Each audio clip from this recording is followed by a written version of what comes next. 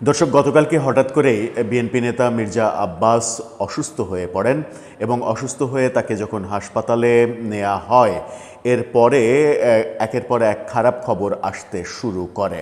আমরা সর্বশেষ খবর যেটা জানি সেটাতে তাকে বিদেশ নেয়ার কথা থাকলেও আজকে সন্ধ্যায় তাকে বিদেশ নেয়ার চেষ্টা করার একটা ব্যাপার ছিল, কিন্তু সেই চেষ্টা সফল হয়নি। বিদেশে নেয়ার মতো তার অবস্থান নেই। এরই মাঝে এভারকেয়ার হাসপাতাল থেকে খবর এসেছে তার মস্তিষ্কে অস্ত্রোপচার করা হয়েছে। তার মানে অবস্থা খুবই গুরুতর, অবস্থা এমন যে জীবন মৃত্যুর সন্ধিক্ষণে অবস্থান করছেন মির্জা আব্বাস।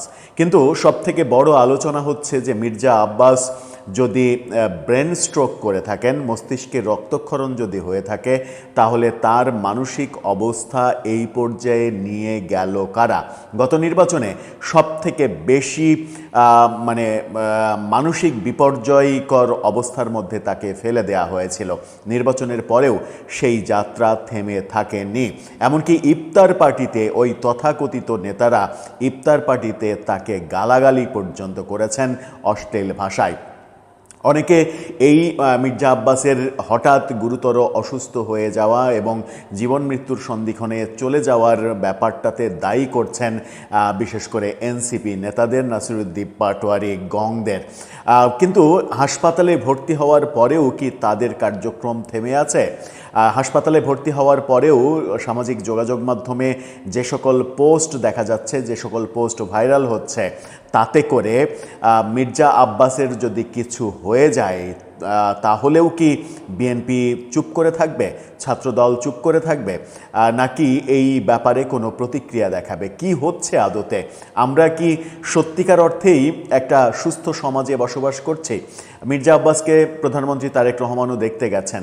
হাসপাতালের সর্বশেষ অবস্থা কি? ফেসবুক পোস্টে কি ধরনের নোংরামি এখনও ছড়ানো হচ্ছে? এই সকল নোংরামির বিরুদ্ধে সরকার কেন ব্যবস্থা নিচ্ছে না? এই নোংরামি, রাজনৈতিক নোংরামি কি বাংলাদেশে একটা কালচারে পরিণত হবে? তাহলে সেই আলোচনাই করবে এই ভিডিওতে। থাকবেন পলিটিক্স টিভির নিয়মিত আয়োজনে।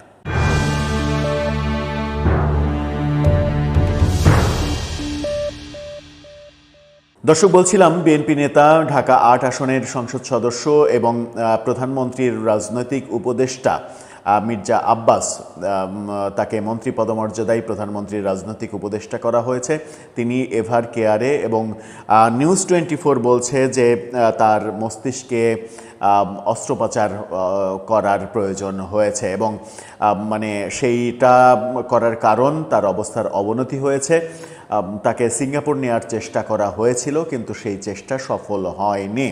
আর নিউজ 24-এর শিরোনামটা মনে হয় একটু ব্যাকডেটেড, তারপরেও শিরোনামটা দেখে নিন। সেখানে তারা বলছে মির্জা আব্বাসের মস্তিষ্কে অস্ত্রোপচার চলছে। বিকেলের সন্ধ্যায় তারা এই খবরটা দেয়। সেখানে তারা বলে এভারকেয়ার হাসপাতালে চিকিৎসাধীন মির্জা আব্বাসের মস্তিষ্কে অস্ত্রোপচার চলছে। এর আগে এই সিদ্ধান্ত নিয়েছে মেডিকেল বোর্ড। বিএনপির স্বাস্থ্য বিষয়ক সম্পাদক ডাক্তার রফিকুল ইসলাম এই কথা জানিয়েছেন। তিনি বলেন, বিশেষজ্ঞ চিকিৎসকদের গঠিত মেডিকেল বোর্ড সবকিছু পর্যালোচনা করে বিএনপির স্থায়ী কমিটির সদস্য মির্জা আব্বাসের মস্তিষ্কে অস্ত্রোপচারের সিদ্ধান্ত নিয়েছে। এর আগে সকালে মির্জা আব্বাসের সিটি স্ক্যান করা হয়েছিল। সেই রিপোর্টে অবস্থার অবনতি হলে দ্রুত একটি ভার্চুয়াল মেডিকেল বোর্ড বসে এবং সব কিছু দেখে এই অস্ত্রোপচারের সিদ্ধান্ত নেয়। পরিবারের সদস্যদের সম্মতিও নেওয়া হয়েছে বলে জানা গেছে। এই ভার্চুয়াল মিটিংয়ে, ডাক্তারদের ভার্চুয়াল মিটিংয়ে বিদেশি ডাক্তাররাও যোগ দিয়েছিলেন, এমন তথ্যও আমরা পাচ্ছি।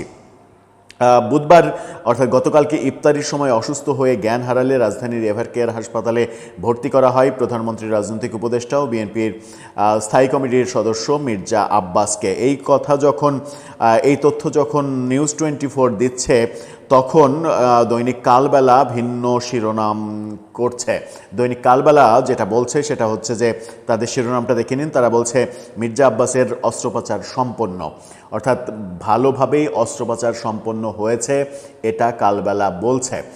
আমরা প্রত্যাশা করব যে খারাপ কিছু যেন না হয়। কালবেলা বলছে যে মির্জা আব্বাসের অস্ত্রোপচার সম্পন্ন হয়েছে, রাজধানীর এভারকেয়ারে বিকেলে অস্ত্রোপচার শুরু হয়, তারপরে এটা শেষও হয়েছে।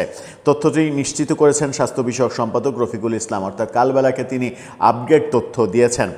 রফিকুল ইসলাম জানিয়েছেন, বিশেষজ্ঞ চিকিৎসকদের নিয়ে গঠিত মেডিকেল বোর্ড সব কিছু পর্যালোচনা করে মস্তিষ্কে অস্ত্রোপচারের সিদ্ধান্ত নেয়, সেই অনুযায়ী অপারেশন সম্পন্ন হয়েছে।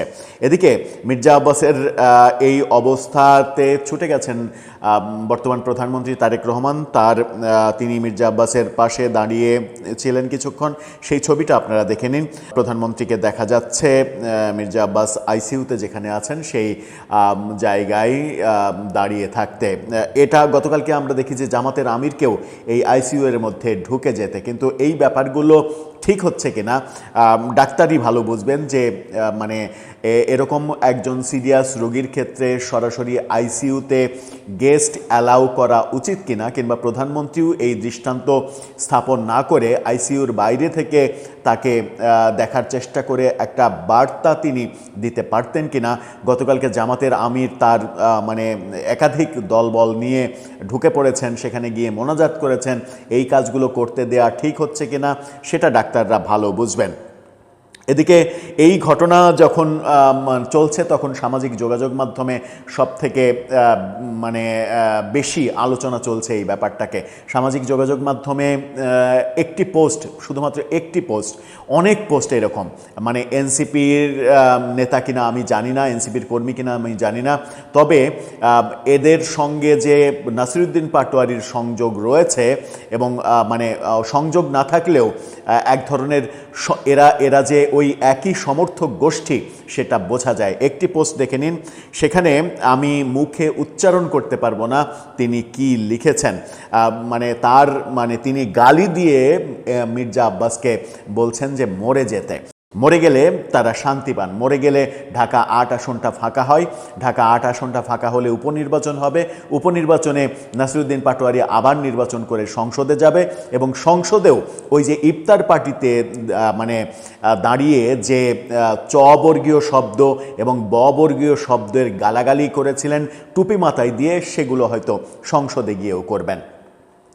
আলোচনা হচ্ছে সামাজিক যোগাযোগ মাধ্যমে সব থেকে বেশি সেটা হচ্ছে যে এই ধরনের পোস্ট, আমি তো আপনাদেরকে একটা দেখালাম, এরকম বহু পোস্ট ছড়িয়ে পড়েছে মির্জা আব্বাসকে গালাগালি করে, তার মৃত্যু কামনা করে এই ধরনের পোস্ট ছড়িয়ে পড়েছে।